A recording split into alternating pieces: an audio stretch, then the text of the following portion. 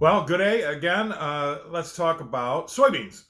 That's been an interesting one. I love talking about beans when they've got a 10 in front of them. That makes it a lot more fun as well.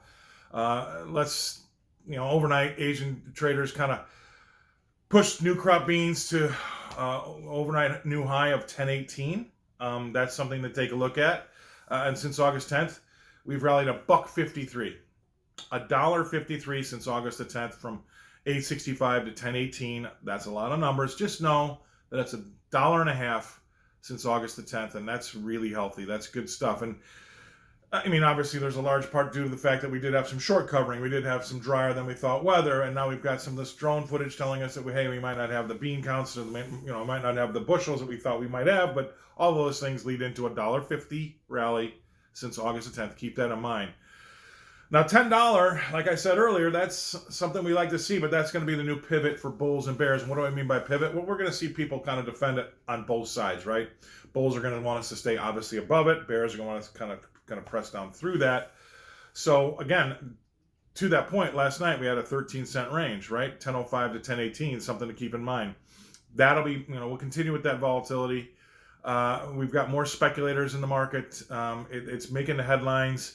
And we start hearing those headlines on the terrestrial news stations. And again, remember, when the taxi driver's telling you to buy stocks, it's probably not a good idea to buy stocks.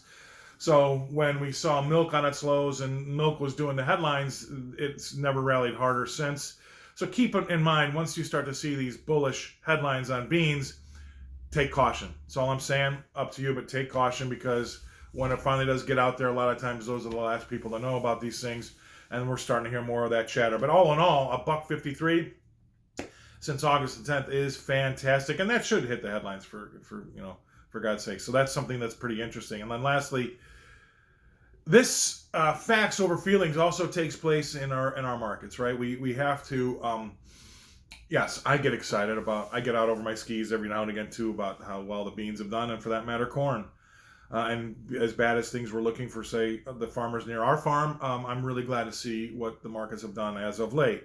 But let's not get too carried away, because if you go back and look at those USDA numbers, they're expecting the third largest soybean crop ever, okay?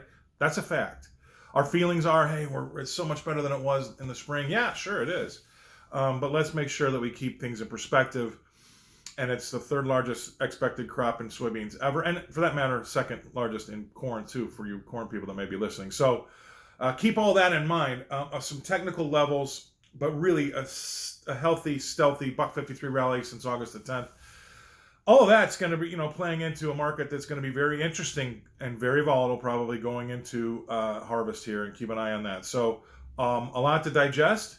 All very interesting, though, and so I think it's behoove everybody here if we start paying attention and keep watching that $10 level, as that's a pivot for the bulls and bears.